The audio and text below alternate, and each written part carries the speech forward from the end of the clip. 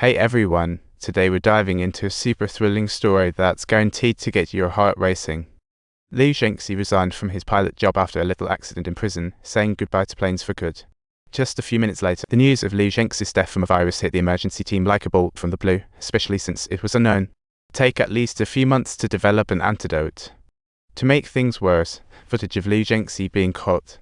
Chaos inside the plane during its crash was captured by a journalist passenger and uploaded to the airline's site for news channels to broadcast as breaking news. The emergency team, initially silent, had no choice but to, and hastily held a press conference to explain the current crisis. When passengers saw the video of the unknown virus in the cabin that was highly contagious, they instantly fell into panic, as passengers successively showed virus symptoms and eventually succumbed. The first flight attendant exposed to the virus died convulsing on the job. Visual shock left all the survivors in despair and in a bid to contain the virus spread. The crew decided to isolate the symptomatic passengers, transferring anyone who started breaking out in spots or had a fever, all to the back of the plane. During this process, due to a rash on his arm, they were getting closer to the Hawaiian airport. What no one anticipated was entering U.S. airspace. They got denied landing, prompting co-pilot's emergency declaration. Feeling extremely frustrated, the higher-ups couldn't speak out bravely, so they reluctantly gave the order for a return, while the co-pilot turned the controls, and the sunset cast a gloomy light into the cabin, foreshadowing that the lives of the remaining passengers were as fleeting as the sunset, entering a countdown. Luckily, people on the ground were trying. All Song was one, and after digging, he found out that the company had obtained a virus through special channels, and Liu Zhengxi was in charge of studying it. However, after 3 workers were accidentally infected, leading to 2 deaths and 1 serious injury incident, Liu Zhengxi was fired. By learning that there was a survivor in the hospital, Old Song felt like he had found a lifeline and rushed to the hospital. From the survivor, Old Song gained deeper insights into Liu Zhengxi, whose mother was an outstanding biologist, and was very strict, often taking joy in the death of animals whenever Liu Zhengxi felt overwhelmed. Upon discovering it, Liu Zhengxi and his co-workers promptly reported it to the company, resulting in his being benched for a period of time. And that accident wasn't an accident, it was revenge from Liu Zhengxi after his return to work. He distinctly recalled that while he and his colleagues writhed in agony from the virus exposure, Liu Zhengxi stood by, grinning.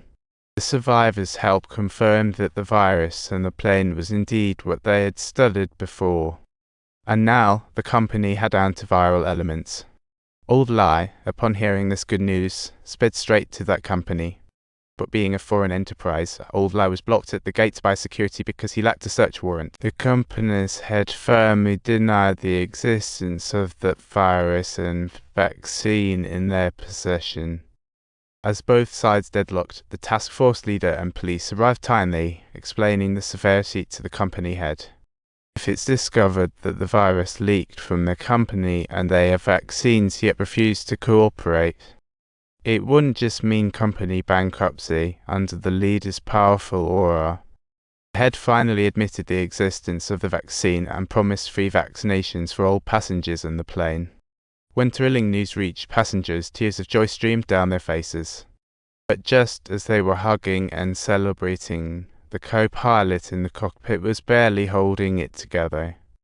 Not only did he develop a rash, but was also starting to cough up blood and could barely keep it together. He urged the flight attendant to prepare for the takeover. Although he was once a great pilot, the emergency forced him into risky territory. As time marched on, the co-pilot's condition deteriorated, coughing up blood with every spasm.